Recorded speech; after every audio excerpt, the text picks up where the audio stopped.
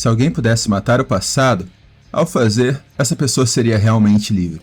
Essa frase do escritor Oscar Wilde, do livro O Retrato de Dorian Gray, é o lema de Goichi Suda. O conceito de matar o passado atravessa praticamente todos os jogos da Grasshopper Manufacture. Em Romeo's a Dead Man, exploramos o conceito de matar o passado mais literalmente do que nunca. Romeo's a Dead Man começa com a narração do protagonista homônimo, Romeo Stargazer, falando sobre a cidade fictícia de Deptford, na Pensilvânia. Nosso protagonista, Romeo, é um garoto humilde de uma cidade pequena e ele gosta muito dela. Logo no começo, ele menciona que, embora ele goste, a cidade não tem muita graça, todo dia é a mesma coisa, e essa noite ele finalmente vai sair da cidade. As pessoas saem da cidade por 3 motivos: fugir do desespero, ir em busca da esperança ou niilismo. Nenhum deles é meu caso, eu só estou à deriva mesmo, me deixando levar pela maré. E vemos ele saindo da cidade para patrulhar, já que é um policial novato. Logo de começo, o jogo já deixa transparente pra gente que Romeo não teve contato com o mundo que não fosse dele. Ele nunca tentou conhecer mais, nunca teve o estralo da vida que fez ele querer saber de mais coisa. O jeito que ele fala é meio caipira, o pensamento dele é simplório e ele é caracterizado como alguém inocente. E toda essa caracterização pra mim é absolutamente fantástica, pois, após zerar o jogo, eu refleti muito sobre a história e fez muito sentido. E vai fazer sentido nesse vídeo também, só peraí, deixa eu terminar de explicar. Nessa mesma noite que Romeo estava saindo da cidade natal dele pela primeira vez, ele e o parceiro policial dele viram que supuseram ser um corpo. Romeo sai do carro para verificar o que é. Acaba que é um monstro que se levanta, arranca um braço dele e quase mata o nosso herói. O policial companheiro dele sai do carro, revida contra o monstro e morre atacado, e depois se levanta como um zumbi. A gente então vê um portal abrindo do nada e um cara saindo com uma moto de 2 lugares dele. O rapaz chega no Romeo e a história nos revela que é o avô dele, Benjamin. O tio Ben pega uma seringa de um composto chamado Deadgear, inventado pelo próprio, e soca no olho de Romeo, assim salvando ele de morrer, mas estando meio morto. Ele vira o Deadman. Temos o tutorial do jogo, acontece uma morte scriptada, e o tio Ben faz uma exposição pra gente de coisas que a história ainda não havia nos avisado. Um certo dia, patrulhando a cidade, Romeo vê uma pessoa jogada na estrada, muito parecido com o caso do monstro que ataca ele agora no começo do jogo. Ele vai resgatar essa pessoa e descobre que era uma lindíssima morena, chamada de Julia. Assim então, formando nosso Romeo e Julieta, e eles passam a se encontrar todas as noites numa lanchonete local. Num desses encontros, ela convence Romeo a fugir da cidade. O tio até menciona que ela usou palavras bonitas como destino para nos convencer que Romeo foi manipulado pela Juliet, mas o tio Ben é um narrador não confiável por ser avô do Romeo. No dia que eram para fugir da cidade, apareceu um monstro na casa de Romeo ao invés da Juliet e quase matou ele, mas por sorte o tio Ben conseguiu salvar, infelizmente sacrificando a própria vida no processo. Então começamos o jogo de fato e o tio Ben ainda está vivo. A consciência dele está na jaqueta de Romeo através de uma forma de pacote de dados. Aparece o FBI do espaço-tempo, com o diretor Kimberly dizendo que precisamos caçar a Juliet, ela sendo uma itinerante do espaço-tempo que já apareceu e desapareceu de várias eras diferentes. Seria a amada de Romeo uma singularidade, uma variante, um clone? O jogo joga no ar todas essas possibilidades pra gente. A Juliet viaja no espaço-tempo para cidades, e com a presença dela, ela acaba fragmentando e desaparecendo com elas. Por isso o FBI do espaço-tempo a procura. Como o Romeo queria muito encontrar a garota que ama, ele topa trabalhar para o FBI na esperança de conseguir salvar Juliet e de bolso o espaço-tempo. E embora a trama tenha viagens no espaço-tempo e Romeo tendo que ajudar uma corporação de defesa pública para salvar o mundo, para mim, Romeo's a Dead Man não é uma história sobre ficção científica ou conspiração temporal. É uma história sobre se apaixonar por alguém e ter que encarar a triste realidade de que você nunca conheceu essa pessoa de verdade. E o pior de tudo, é por sua própria culpa. Amigos, sou o Messias do canal Mastigado. Tenho vontade de falar no YouTube de videogame com um terror mais adulto e um pouco mais profissional, sem edição de meme por segundo. Sou fã do Goichi Suda, o autor do jogo, há aproximadamente 17 anos, quando eu vi No More Heroes 1, de Wii, numa revistinha física. Desde então, joguei a maior parte dos jogos do Suda e da Grasshopper Manufacture, que dessa vez publica Romeo's a Dead Man. O Suda é muito influente com a juventude, principalmente a juventude japonesa dos anos 2000. Se qualquer coisa, eu tenho uma teoria de que o próprio Chainsaw Man não existiria se não fosse No More Heroes. 2 personagens com armas improváveis? Checa. 2 personagens principais fracassados? Checa. Duas histórias com organizações de assassinos? Checa. O Denji faz o que faz porque quer comer uma ruiva gostosa. O Travis faz o que faz porque quer comer uma loira gostosa. Não recebi key alguma do jogo e meu acesso ao game vem do meu próprio bolso. Em seguida, eu quero falar do estado técnico do game, mas ainda vou falar do combate, apresentação, trilha sonora e tenho pensamentos para expressar da história e dos temas do jogo. Existem capítulos aqui no vídeo, que você pode ver no player do YouTube aqui embaixo. Caso você queira pular uma parte específica, é contigo. Peço para que, caso gostem do vídeo, se inscrevam, deixem um like e dancem todo aquele punk rock que o YouTube nos faz dançar. Romeo is a Deadman me surpreendeu porque começou rodando muito bem. As primeiras horas estavam no 60 FPS estável com algumas quedinhas de resolução de 1080p para 720p, mas, como é de praxe com jogos do Suda, a performance fica terrível. A diferença é que nesse demorou um tanto, mas compensou no quão ruim ficou. Eu senti muitas vezes algumas fases não passando dos 30 frames por segundo, e nas últimas 5 horas de jogo, a resolução caía para o que parecia ser um upscale de 480p. É uma pena, pois o jogo é bem bonito, mas é tanto serrilhado, travada, lag, que acaba detraindo do sentimento geral. Como um produto da Unreal Engine 5, o jogo é cheio de partícula que ao meu ver é desnecessário à estética geral do jogo. Sem falar que te confunde, é sério, tem vezes que tem tanta partícula de explosão, de habilidades, de monstro, que eu não consegui entender o que estava acontecendo na minha tela. O tempo de carregamento é sempre bem rapidinho, faz um bom uso do SSD. Não tive nenhuma crashada e o jogo, ao menos pra mim, me deu todas as conquistas que eu liberei. Existia um softlock no começo do jogo e quando você morresse pra um boss, você respawnava caindo eterno, mas foi corrigido no patch de emergência. Eu joguei o jogo no Xbox Series X, mas leio que as reclamações de performance são as mesmas em todas as plataformas. Existe um input lag considerável nesse jogo, principalmente quando o jogo fica lagado, parece que tá com a capa do Piccolo de 500 toneladas em você, e esse jogo é difícil, cara. Alguns chefes têm golpes de área que você precisa do jogo liso para conseguir se esquivar. Eu morri muito por roubo de lag. A câmera do jogo funciona por maior parte do tempo, mas se você estiver num lugar muito fechado, com muitos inimigos ao seu redor, ela vai acabar travando numa parede e você vai ter que dar lock a algum inimigo para tentar ter a chance de saber o que está acontecendo. O áudio do jogo é perfeito, todo mundo encaixa muito bem, não falha em momento algum e eu achei os dubladores fantásticos. Esse jogo tem apenas uma dublagem em inglês, mas nenhuma outra língua. É igual os Devil May Cry original, que só tinham em inglês, foram pensados em inglês. O avô do Romeo interrompe um pacing da gameplay constantemente, repetindo instruções e até impedindo que você salve. Ele fala coisas óbvias e repete elas o tempo todo, falando para você ressalvar e reabastecer, notar poderes na nave, que é o hub do jogo, e enquanto ele está falando, você não pode interagir com nada, nem salvar. Mas isso aqui pode ser resolvido com um patch, com bastante tranquilidade. Dentro da estação do FBI espacial, que é o hub do jogo, nesse estilo 2D pixel art, existem vários personagens excêntricos e maneiros. Fazer personagem que brilha com pouco tempo de presença ou relevância na história é uma característica do Suda. Na nave fica a equipe do FBI, que auxilia Romeo a viajar no tempo para matar os vilões que estão pulando no espaço-tempo.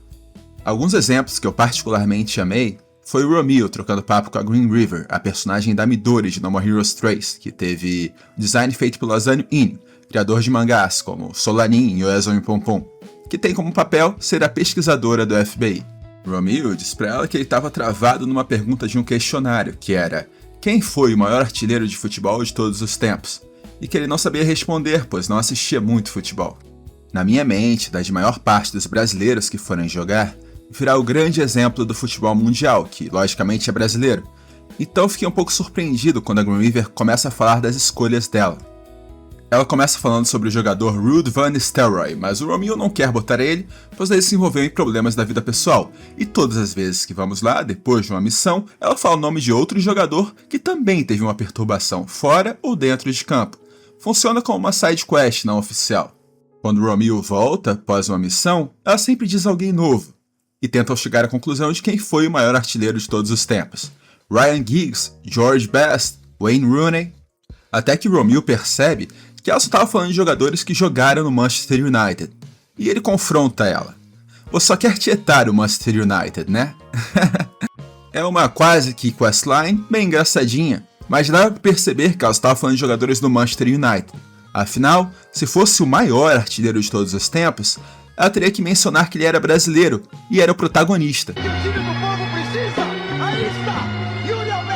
Na nave temos a mãe do Romeo e a irmã Luna Stargazer. E após uma missão, a Luna pergunta pra gente se queremos ouvir uma história que é muito praticada em Hakugos japoneses, que são apresentações de uma só pessoa em palco. Se você disser que sim, ela conta um Hakugo clássico de uma pessoa que conhece um deus da morte, e esse deus dá o poder para ele de espantar os ceifadores das pessoas. Assim, ele poderia ficar rico, pois poderia curar qualquer um. O jeito que a Luna conta essa história é tão afiadinho e é tão em personagem que eu nem vi o tempo passar. E é uma história meio que longa.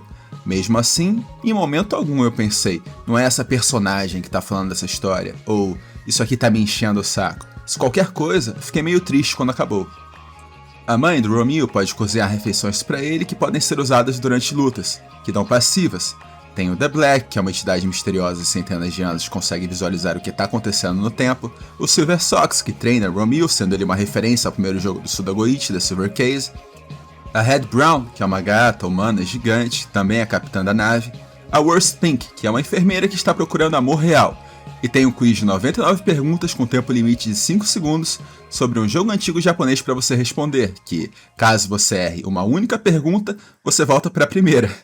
Eu fiz esse quiz, mas foi parando o jogo apertando o botão da dashboard no Xbox e vendo um guia das respostas online, e mesmo assim foi pesado. Tem essa cena da Luna, a irmã do Romeo, trabalhando na lanchonete onde o Romeo e a Juliet se encontravam. E a Luna dá uma rosnada pro irmão, cara, que eu tive que parar o jogo pra dar uma risada. Pô, humanos não rosnam.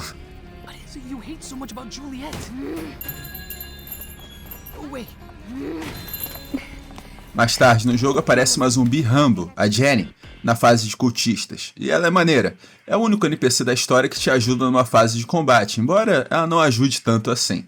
Infelizmente, o arco dela não é completo no jogo. Acontece uma coisa com ela e o jogo continua e termina sem a gente saber do destino da personagem. Penso que o Suda gostaria de usar a personagem no futuro e deixou aberto propositalmente.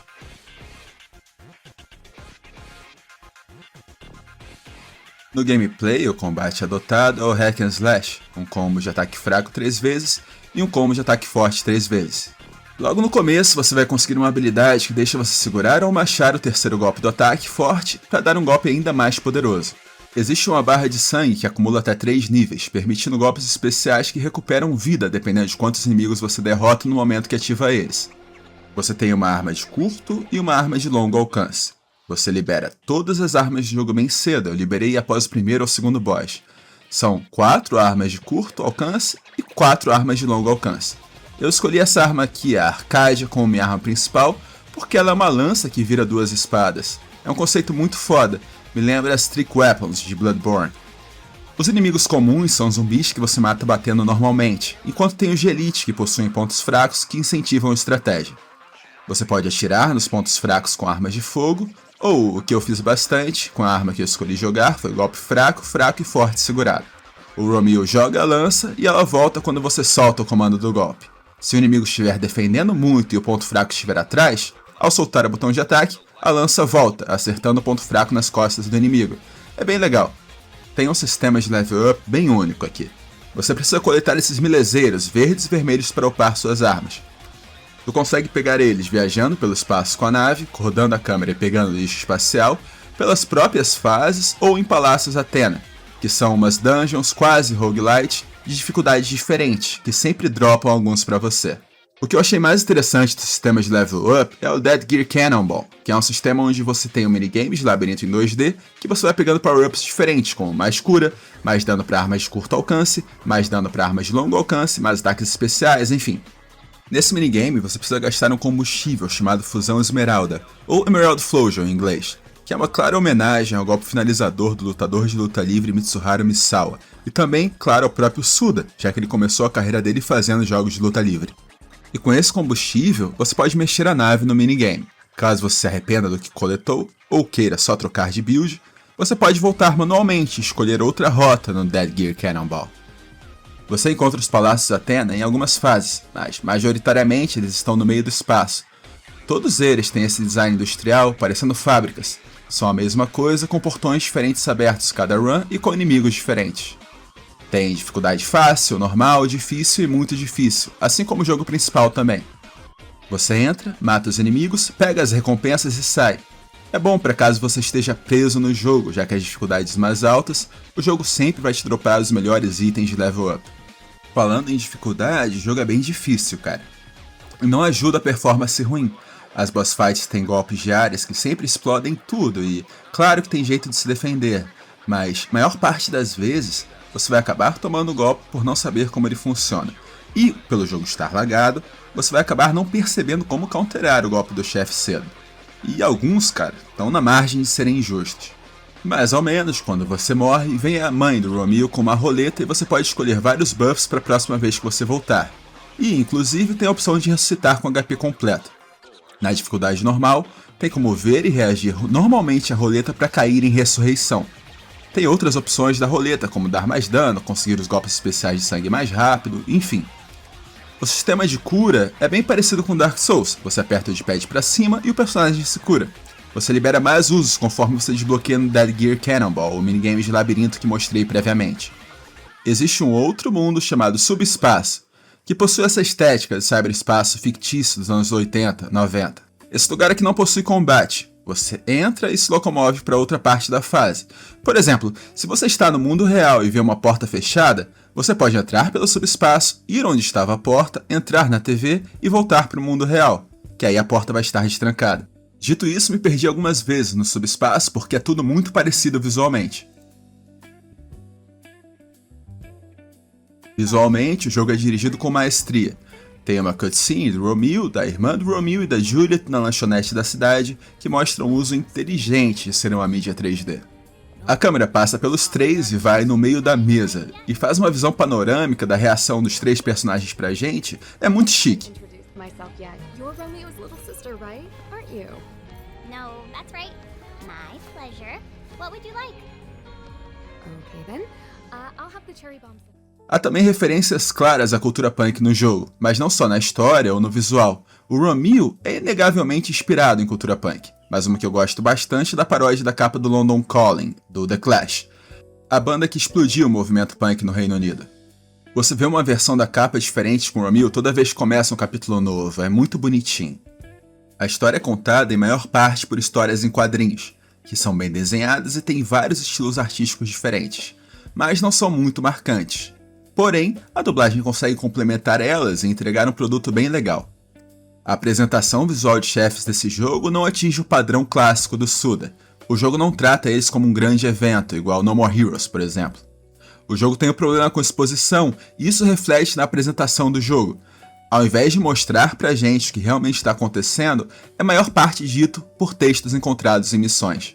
Os vilões, por exemplo, que vão viajar no espaço-tempo em busca de mais poder, são apresentados mais por textos expositivos do que por ações diretas. Você raramente os vê cometendo atrocidades, e existem potencial para alguns serem realmente repugnantes. O segundo boss do jogo é um escravagista, mas até a boss fight acabar, que ele começa a ficar falando pra gente quão nojento ele é, a gente não tinha tanta noção do quão ruim era a situação. Having them gathered together like that was a perfect opportunity. We could take them out all in one fell swoop. Us Confederates could already taste our own defeat. So we might as well free the slaves ourselves. The cries became screams. Man, woman, grandparents, children. We burned them all.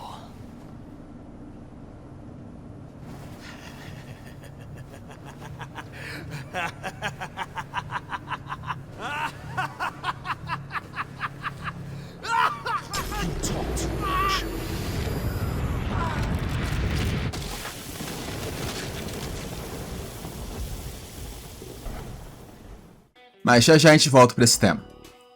O Suda pediu para um fotógrafo da equipe tirar várias fotos por dia durante toda uma semana de uma rosa desabrochando, e o rapaz fez, dando um trabalho insano, mas acabou virando o início de todos os capítulos. O produto final ficou muito bom, bonito de morrer. O cara montou um timelapse foda.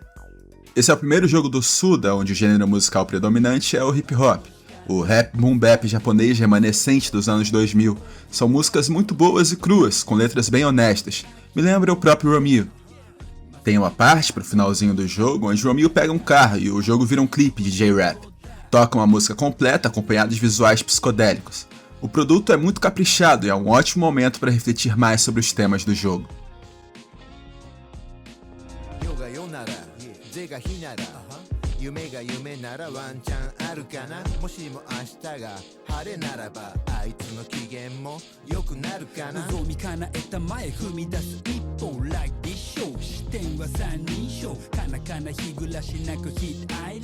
Como em muitos jogos do Suda, a história é vaga em contexto.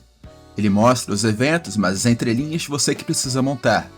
Muitas coisas parecem desconexas, mas fazem sentido quando você digere e pensa sobre. Em termos de ambientação, há um problema claro. Você viaja no tempo, mas os períodos parecem todos visualmente iguais. 1950, 1960, anos 2000, tudo tem a mesma identidade cultural, parece muito igual, onde deveriam ter culturas muito diferentes por causa da época. Mas, refletindo sobre, penso que tenha sido uma escolha consciente. Como Romeo nunca saiu da cidadezinha natal dele, tudo na visão dele é simples, como a cidade onde ele sempre viveu, e, por consequência, é tudo parecido. Mesmo com um policial Kamen Rider que viaja no espaço-tempo, Romeo ainda é Romeo, e, embora goste de Shakespeare, ele é extremamente simples. Complementando o que eu disse sobre os vilões na parte de apresentação, existe potencial para que fossem ainda mais repugnantes se o jogo mostrasse mais, mas Goichi Suda focou no conceito deles como símbolos. Eles representam o extremismo religioso, racismo histórico, experimentos científicos antiéticos e manipulação estatal, críticas tanto à cultura americana quanto à japonesa. No final, a revelação de que eram agentes infiltrados escolhidos pela própria organização reforça a ideia de que o sistema elimina o próprio passado para manter sua imagem intacta. Juliet, a principal antagonista do jogo, é apresentada como uma entidade multidimensional, uma espécie de deusa que existe em diferentes versões ao longo do tempo. Romeo mata várias Juliets ao decorrer do jogo, mas, narrativamente, eu interpreto essas versões como diferentes facetas da personalidade dela, lados que ele nunca quis enxergar. Sempre que encontrava um traço desagradável, uma contradição, algo que não se encaixava na imagem idealizada que ele criou de Juliet, ele reage como alguém em negação. Essa não é a verdadeira Juliet, e é o que pessoas inexperientes fazem quando estão se relacionando com alguém. É uma história sobre idealização, obsessão e a dificuldade brutal de aceitar quem alguém realmente é. Romeo acredita que está procurando a verdadeira Juliet, mas essa versão nunca existiu. Ele amava quem imaginava que a Juliet fosse, não quem ela era de verdade. Porque ele nunca pensou na Juliet como um indivíduo, mas sim na figura idealizada que ele achou que amava. Romeo encontra diversas Juliets ao decorrer do jogo e nenhuma é a que ele pressupõe ser a verdadeira. Ele diz que com certeza a última vai ser real, mas, ao ser confrontada, ela diz que realmente ela é real, ela é a Juliet de verdade. Igual todas as outras também eram a Juliet de verdade. Todas elas eram reais e eram ela mesma. Romeo estava cego pela própria idealização de uma parceira perfeita. Isso me pegou de uma forma pessoal, cara, porque é fácil lembrar de relacionamentos que eu estive mais apaixonado pela ideia da pessoa do que por ela de fato. Me lembro de estar num parque com uma menina, ela falando 10 quilos e eu mal treinando 10 gramas porque estava muito focado em beijar e continuar a ter a experiência de me relacionar fisicamente. Mulheres que hoje em dia penso nelas e me dá uma raiva de pensar. Eu não sei do que aquela menina gostava direito. Em música eu até posso ter alguma ideia. Mas será que ela já encostou em algum videogame? Ela me ensinou diversos artistas de pinturas e livros pra mim. Mas eu não li nada. Eu até hoje não entendo nada de pintura. Pensamentos esses que assolam minha cabeça há décadas. No final, Romeo encontra Juliet e cita Shakespeare pra ela. E nossa antagonista diz que detesta Shakespeare. A realidade é uma só. Romeo nunca soube quem Juliet era de verdade. Ela não era o anjo perfeito que ele pensava que fosse, mas a culpa é dele, que nunca conseguiu ver através dela, pois estava muito ocupado idealizando uma mulher perfeita, sem olhar pra frente e ver a realidade de que Juliet era um demônio e sempre foi. E toda essa culpa é exclusivamente dele. E cara, esse tipo de história ser contada num videogame, eu amo essa merda, sério. O jogo não te fala tanta coisa quanto eu estou falando, obviamente interpretei muita coisa e mastiguei pra vocês. Toda hora nos perguntamos o que a Juliet realmente é, E ficamos tão confusos quanto Romeo, porque sempre que vemos Juliet, em teoria são diferentes, mas nós, diferentes do Romeo, não temos contato com ela, e o jogo se aproveita disso para lançar a narrativa dele, fazendo assim a gente se questionar o que está acontecendo na história. Esse método de falar de uma história de amor não é nada convencional e muito punk.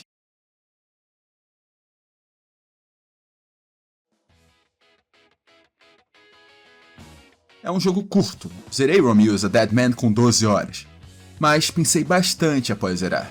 Ele é um jogo bem divertido que aborda um tema muito raro em videogame, onde acho que muitas pessoas precisam refletir sobre a temática, principalmente os mais jovens que ainda não sabem que o conceito de idealização existe. Tem personagens bons, o diálogo é afiadinho, a jogabilidade é ok, o design é maneiro. Fora a performance ruim, é tudo muito bom, e eu boto fé que a performance vai ser consertada em patches futuros. E ainda não bastava isso, o jogo veio pro Brasil com preço regional, então a gente não precisa pagar uma fortuna pelo jogo. Na Steam e na Xbox Store tá por menos de R$140, na PSN tá por quase 300, mas é porque a Sony infelizmente não aceita preço regional. Minha nota de Romeo's A Dead Man, de 10, é um 8.51. Vale a pena jogar e cair de cabeça nesse mundo insano de Goichi Suda. Obrigado pela presença, se lembre de curtir e se inscrever, eu agradeço. Sou o Messias do Mastigado. Até mais!